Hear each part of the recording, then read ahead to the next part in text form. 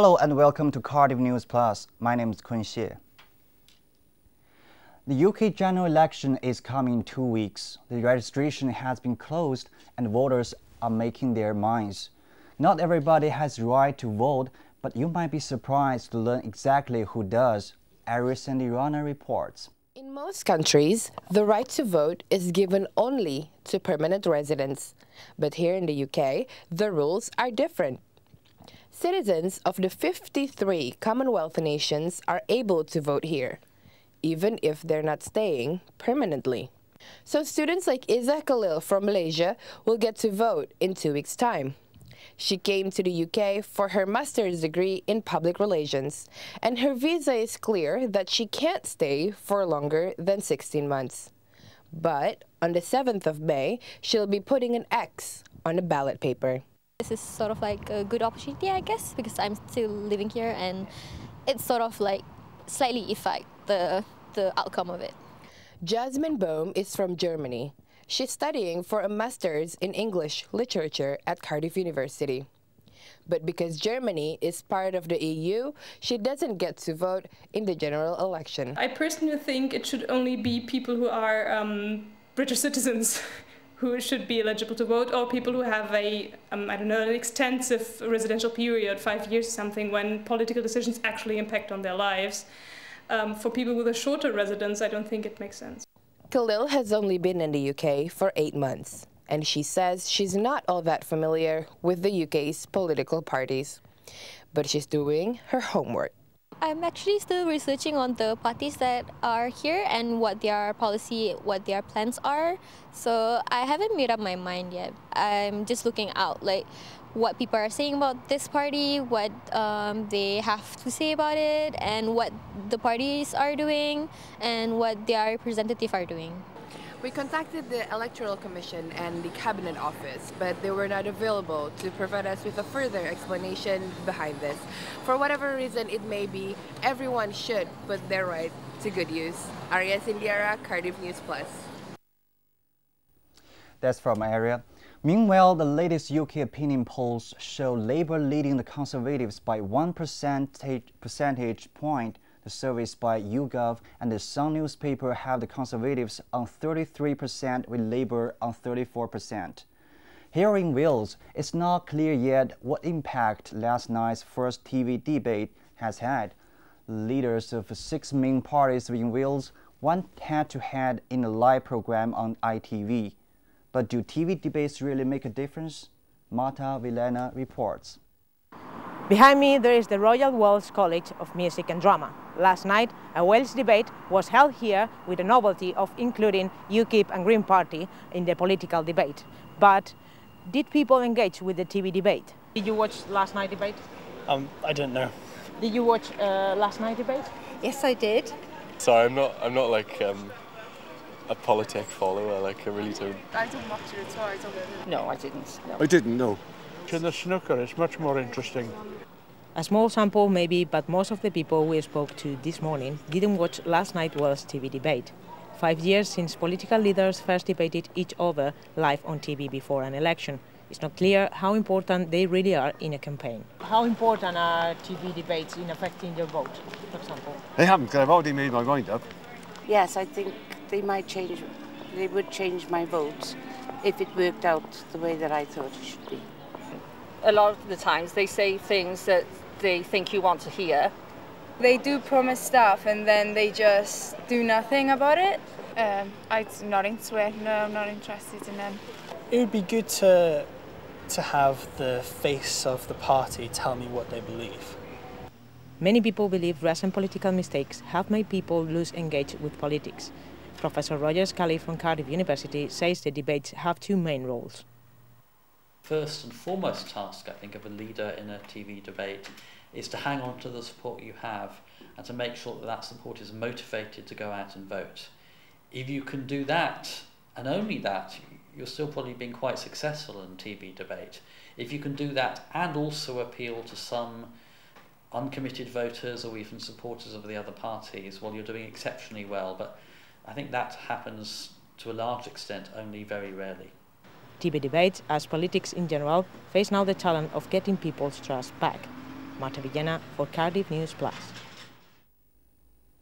An exhibition called Discover Islam is being held in the Senate. It aims to show the public the real Islam rather than the media stereotype. I want to find out more. The exhibition showcases the Islamic faith, which goes back more than 1,500 years. In Wales, there are over 50,000 Muslims. The organizers say it's an opportunity, especially for young people, to refresh and rediscover the new understanding of what Islam is, where it comes from, where it's going to, and who Muslims are, rather than impression from media. The Secretary General says that a strong society is built on an understanding of people around you. I'm French and I'm here to visit this exhibition about Islam, which is very interesting.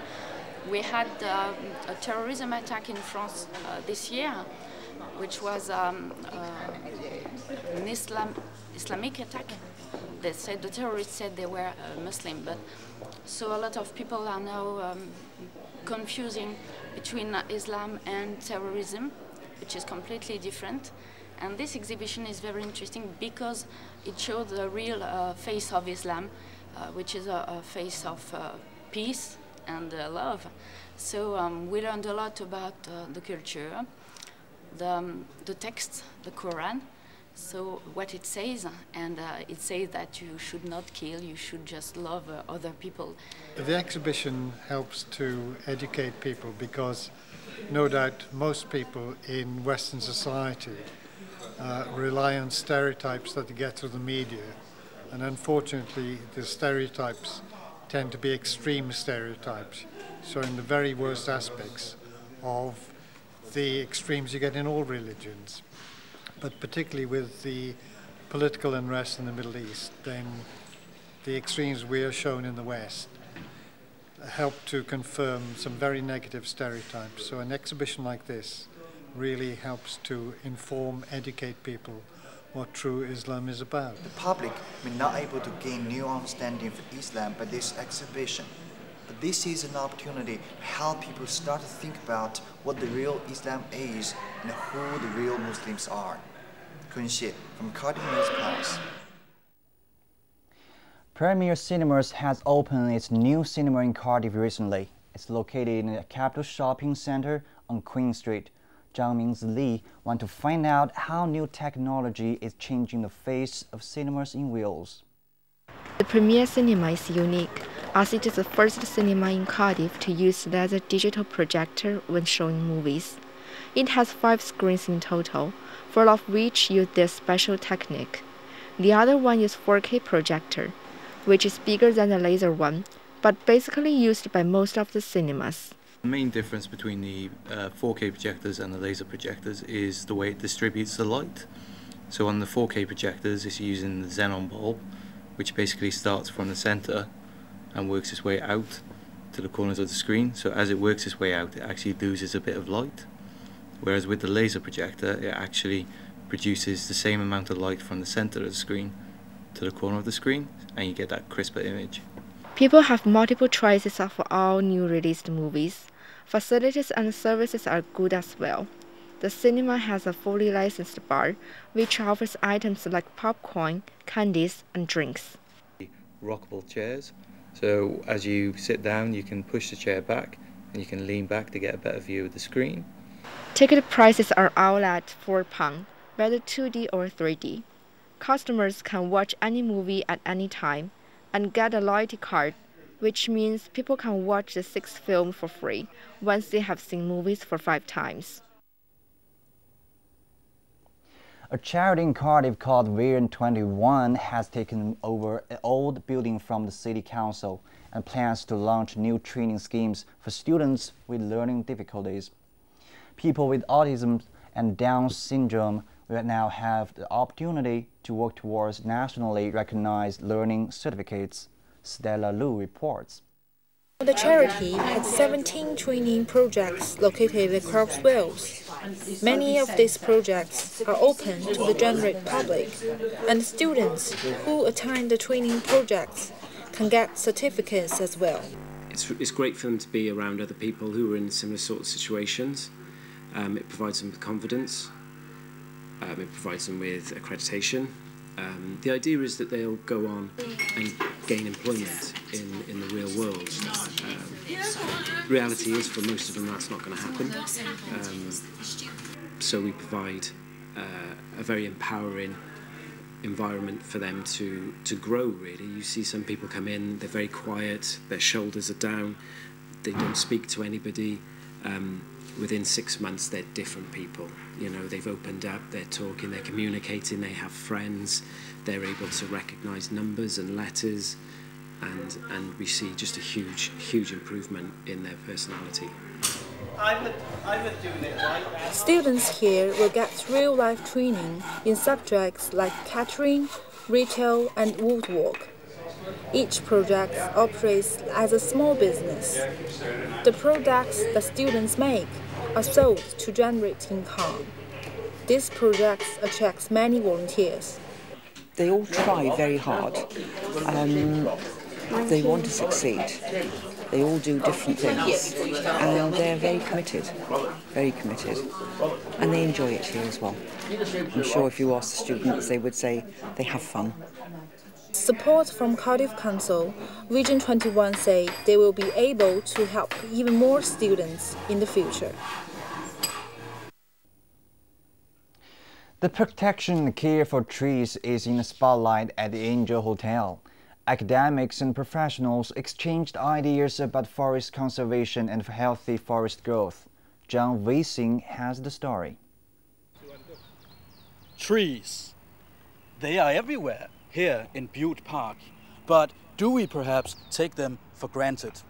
A conference in Cardiff aims to protect our trees and stop the spread of disease. But what are the dangers facing the UK trees?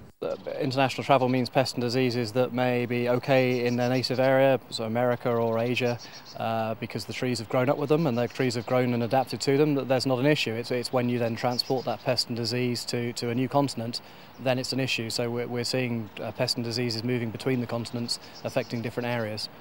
The art of tending, harvesting and regenerating a forest takes a silviculturalist. One of the speakers at the conference is Chair of Forest Research, Dr. Bill Mason, who has a lifetime of experience with forestry. He has a philosophical point. This morning I was in one of the parks in Cardiff, and that park was framed by trees, and you couldn't imagine it without the blossoms at this time of year. And then one of the things I think we forget is that forests and their environment and forest scenery is one of the things that actually can be of spiritual benefit to human beings. It helps them to relax and unwind. The conference over, today, the work to protect the forests goes on. That's all we have time for on Cardiff News Plus. Thanks for watching from all of us on the program. Goodbye.